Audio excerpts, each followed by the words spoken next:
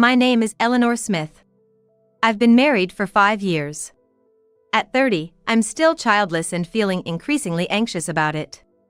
But my husband says kids are just a hassle and expensive. We don't need them. Let's buy a house instead. He talks about it as casually as if he's suggesting getting a pet. No second-hand homes for me. It's gotta be a new build. And once it's built, my mom's gonna move in with us. That's settled. I don't quite understand his decision-making process. But my husband is absolutely obsessed with owning our own home. My husband, George, is an only child, so I anticipated living with my mother-in-law eventually. I don't particularly dislike her, and I thought there wouldn't be any issues. Therefore, I agreed to move forward with buying a house. We carefully planned the layout to ensure a peaceful family life, even paying attention to things like the direction the house faces. The home we built is something I'm satisfied with. And so, my mother-in-law moved in, marking the start of our new family setup. However, problems started to emerge as soon as we began living together. My mother-in-law's personality, which I hadn't noticed in our infrequent meetings, became glaringly obvious. She wouldn't return my morning greetings, recleaned areas I had already tidied up, and criticized the way I cut vegetables in the kitchen. If I did it her way, the next time she'd insist on something entirely different. Maybe she's just trying to teach me. But then again, maybe she forgets what she said due to her age. I tried to think that way. However, as time passed, I started to wonder if bothering her daughter-in-law was her hobby. She always had something to complain about, no matter how trivial. She constantly nitpicked everything I did. Whenever I tried to take a shower, she would try to do so at the same time, or she would decide to leave the house at the same time I planned to. She even said that staying home was my duty as a daughter-in-law, so I was forced to change my plans. I eventually spoke to George about these issues, but he wouldn't listen and even yelled at me for speaking ill of his mother. Half a year passed, and both George and his mother stopped speaking to me altogether. It's like I don't exist, with no conversation or interaction. My mother-in-law talks cheerfully with my husband, but the moment I enter the room, they both fall silent. When I sit at the table for meals, she lets out a big sigh. The vibe's off, isn't it? Speaking of which, since Eleanor's not here, I gotta say, she's really incompetent. George, why'd you marry such a woman? Living with her is driving me nuts. Something happened? The lights in the bathroom are always left on, the water's running all the time. And clothes are strewn everywhere. How was she even raised? That's terrible. I'll talk to her next time. It's no use. She'll just deny it and make things unpleasant. The truth is, I haven't done any of that. In fact, it's all my mother-in-law's doing. She blames everything on me, and my husband believes it all. As a result, we've been getting along poorly lately, even sleeping in separate rooms. The reason given was that there are plenty of rooms in the house. Sure, we have spare rooms for future kids, but I never thought it would lead to marital separation. This meal's awful. Maybe Eleanor's cooking doesn't suit your taste, Mom. She might be taste deaf. If I have to eat this lousy food, I'd rather eat out. Yeah, let's get some yummy seafood. And so, my cooking remains uneaten, and I eat alone every day. In the vast room, only the TV seems to talk to me. What a pitiful life. Why am I being ignored? What did I do wrong? I just don't get it. There's a limit to how much to be ignored. Recently, the stress has gotten so bad that I've developed alopecia areata. It was supposed to be a happy marriage, but here I am, stressed to the point of losing my hair. Who could have imagined this? One day, when I returned from work and tried to unlock the front door. What? It won't open. I could insert the key, but it wouldn't turn. Strange, why is that? I tried several times, but it just wouldn't budge. Then, I heard laughter from the other side of the door. Are you there? The key won't turn. Can you open the door, please? I expected to be ignored, but I couldn't start dinner without getting inside. And I knew I'd get snide comments if I didn't cook, even though no one would eat it. Please, open the door. But contrary to my expectations, I heard her voice. You're not needed here anymore. What? Don't you get it? You're not needed anymore. That's why I changed the locks, so you can't get in. I couldn't believe what I was hearing. What do you mean by that? It's simple. This is no longer your home. So, please go somewhere else. After that, I heard nothing more from my mother-in-law. What's going on? I muttered, bewildered as I returned to my car. I tried calling my husband. But even though the phone rang, he didn't pick up. No matter how many times I called, there was no answer, leading me to suspect that he and his mother were in cahoots. Knowing those two, it must be true. They're really going to this extent to drive me away, which is just too much. If they wanted me out, they should have discussed divorce, but there was no talk of that. No choice, I guess I'll stay at a motel for the night. I resigned and drove to the motel. Lying in bed, I felt even more confused. I hadn't done anything to deserve this treatment. In fact, I had been the one putting up with things. I tried contacting my mother-in-law again. And also my husband.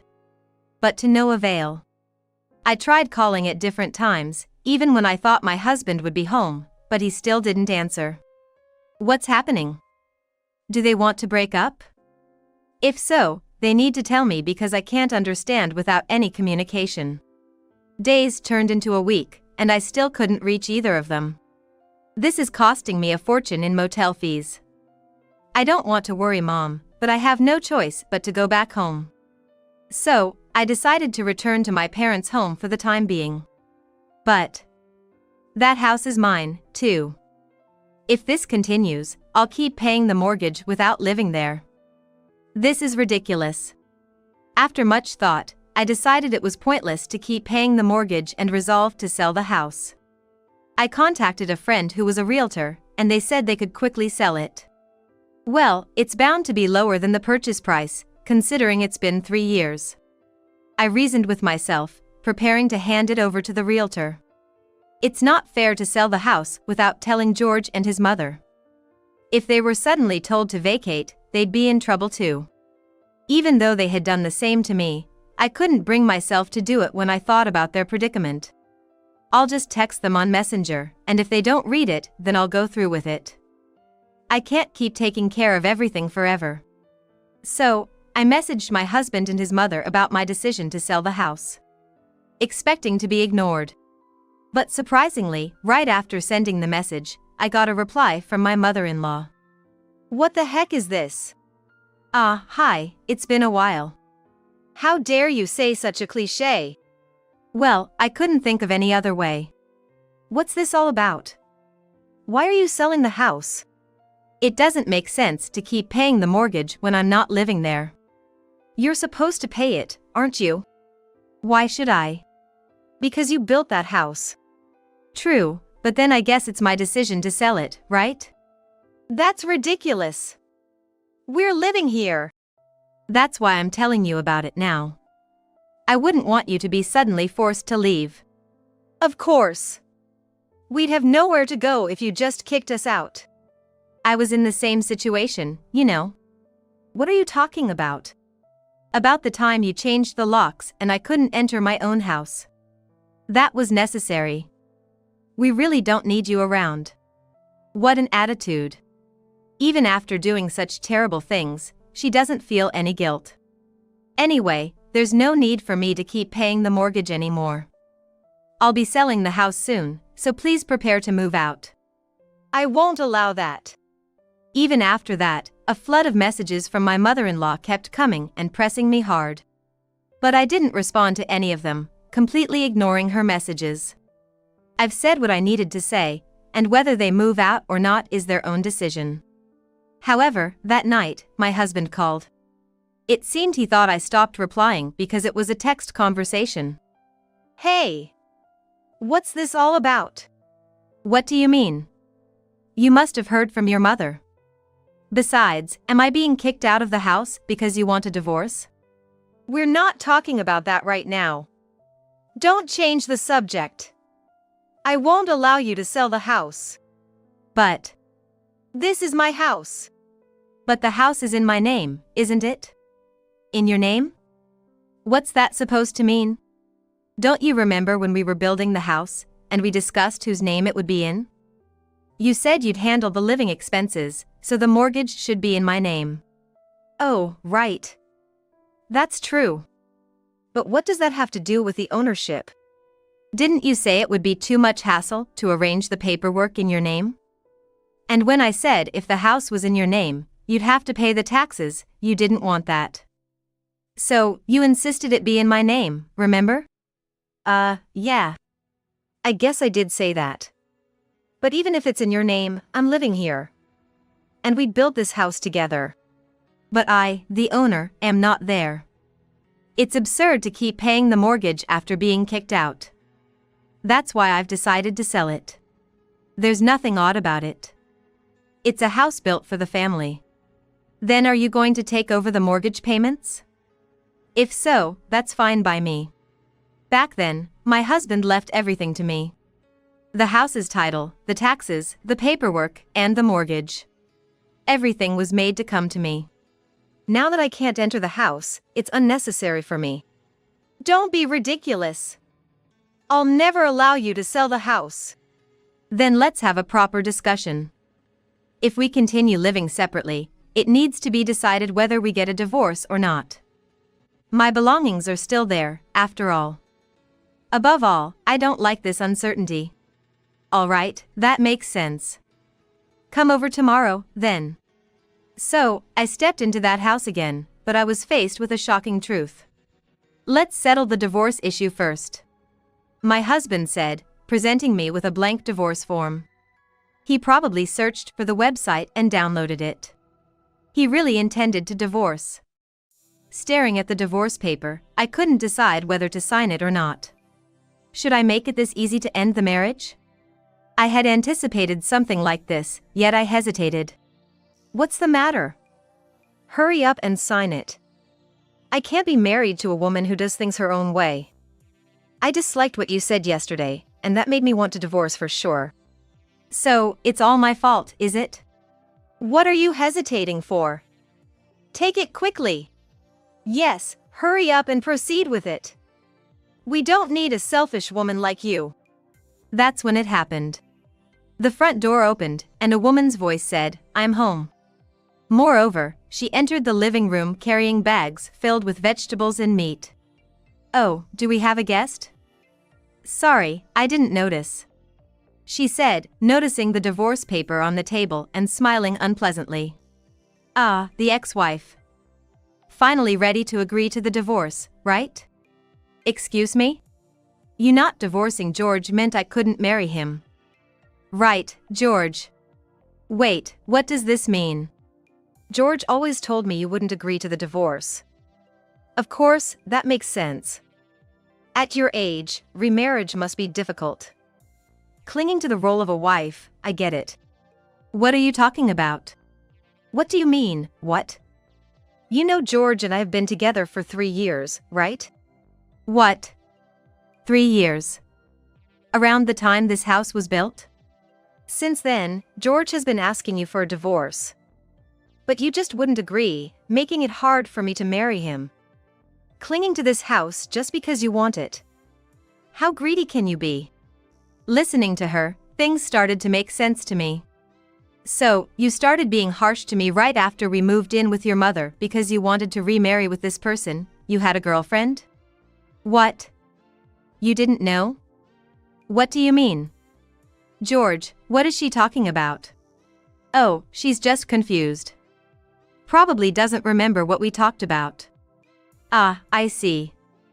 That's why George was so tired of her. Yeah, that's right. Isn't it, Mom? That's right. George never liked you. So, you all have been deceiving me. No, it's not like we've been deceiving you. It shouldn't matter if she came into the house. You left on your own. Left on my own?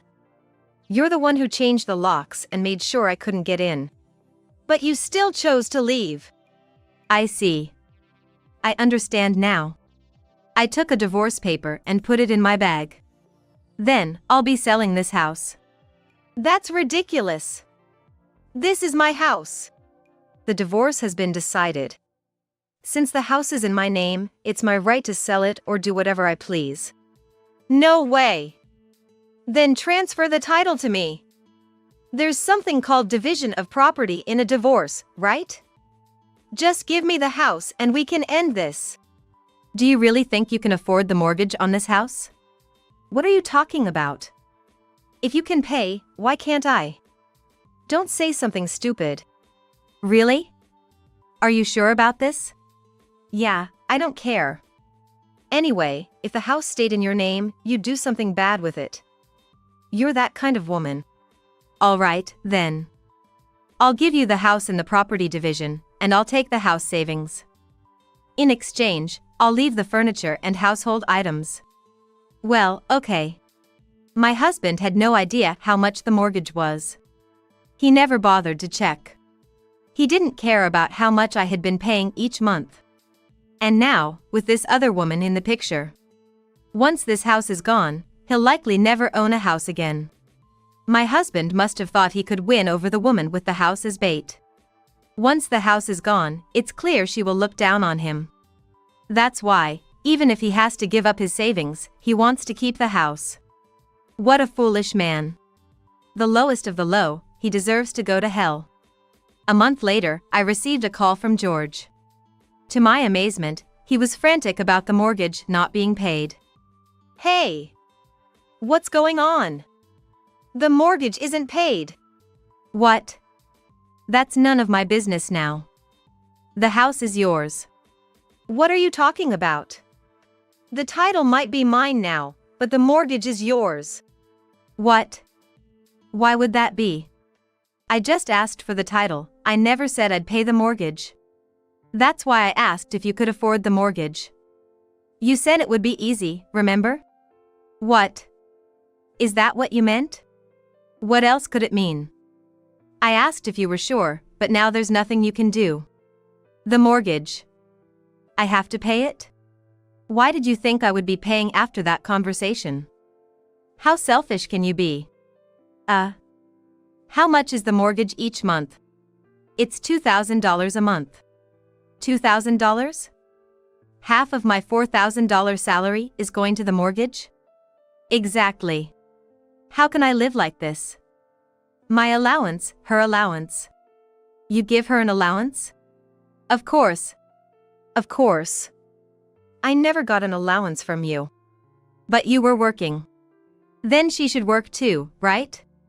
No, she can't. She's a natural-born lazybones. I can't ask her to work. Ridiculous. Then you have to figure it out. I'm divorced from you now, so it's not my problem. Don't say that. I'm curious. Where did you two meet? How do you even have a connection if she's jobless? We met on a dating site. You were on a dating site? Yeah, well. So, you met there and had an affair? Well, yes. This is not funny. We're divorced now, so it doesn't matter. I can't believe you wanted to marry someone like her. The same goes for her. When we were married, things were fine, so I thought it would work out. I was working, remember? Well, do as you like. I don't care anymore. 6 months passed. Without any contact from George. I thought he and his wife must have managed to get by. However, what George said next was completely unexpected. It's no good. What now? Actually, I was planning to use Mom's savings to pay the mortgage. But she doesn't have any savings. Oh, your mother, she's quite the social butterfly. Exactly. She said in the past 3 years, she's been traveling, going to bars, and eating at fancy restaurants. She doesn't have any savings left. I see. When I asked her what she planned to do, she said she thought it would be okay because I was there. I see. When I asked about her pension, it turned out to be just a tiny amount. Maybe you should get your new wife to work? Yeah, I realized this situation was bad, so I asked her to work. Then she said it's terrible to ask her to work since she's never had a job before. She said she married me because I promised she wouldn't have to work and that I'd support her as a housewife. But she doesn't even do any housework. Well, she's a cute wife, isn't that enough? She's always fighting with mom every day. Your new wife fights with your mother? Yeah. In the end, mom loses and does all the household work. Wow, she even defeated her mother-in-law. That's some strength. Too strong. This is unsustainable. Well, that's what you chose. Don't say that. Please, lend me some money. What? You're asking me, a stranger, to lend you money? You must be joking. We're strangers, why would I lend you anything? You should have your own personal savings. Well, I spent a lot to win her over, and now my savings are gone. How foolish can you be? I thought you would keep paying the mortgage, so I believed everything would be fine. And yet, why did you cheat and get a divorce? Your actions are completely nonsensical. I thought you would keep paying even after the divorce. I believed you wouldn't abandon me because you're kind. That's some wishful thinking. Who in the world, after being dumped, would still support their ex? That's just not happening. You really won't lend me any money? Of course not. No one lends money to someone with no prospects of paying back. Fine. Then I'll borrow from a payday loan service. Do whatever you want. It has nothing to do with me. The debt collectors will come to your place? What? Why would they come to me, a stranger? That's not going to happen. Despite his nonsensical claims, 6 months later, he came to see me directly. I borrowed from a payday lender. It seemed he had really borrowed and was trying to make it work. But I can't make the repayments. How much did you borrow? I borrowed enough for the short term, but then the next month's mortgage payment came, and I ended up with both the payday loan and the mortgage. That's to be expected. The debt collectors are relentless. I feel like I'm going bald. Interestingly, my alopecia had settled down, and my hair was growing back in. That must have been the result of my resolution to get divorced. I told the debt collectors to go to you since I couldn't pay, but they refused, saying the debt was mine. That's too obvious. Please help me, I'm desperate. George begged. Why not ask your new wife for help? She already left the house. What? You just got married and she left that quickly? She couldn't stand the situation, and she took all the little savings, anything that looked valuable, claiming it was her share of the property. Oh dear. And now the real estate agent is telling me to leave the house. Why? That woman, she used documents without permission and sold the house on her own. She ended up running off with everything. Oh dear. Your wife was smarter than you. Come on, help me out. No way. George and his mother eventually had to move into a shabby apartment. For a while, he seemed determined to find his runaway wife and recover the money from the house sale. However, despite all his efforts on the internet, he never saw her again. Eventually, tired George realized that he had to focus on repaying his debts. Despite both him and his mother working, she couldn't stand such a life and got hooked on a dating site for seniors, moving in with a man she met there and starting a new life. Quite resilient. And so, George was left with the harsh reality of his mortgage and debt collectors. He started working a night job in addition to his day job. Resigned to his fate, he focused on making regular payments. However, to make him suffer more for what he did to me, I demanded spousal support, which I hadn't claimed yet, $60,000. He protested, saying he couldn't pay, but when I threatened legal action through a lawyer, he somehow managed to pay. As a result, his debts increased and he's worn out. It's only fair, considering how much he made me suffer. And me? I'm still working. Vowing not to fall for another foolish man who relies on a woman's earnings, and am currently searching for a new love.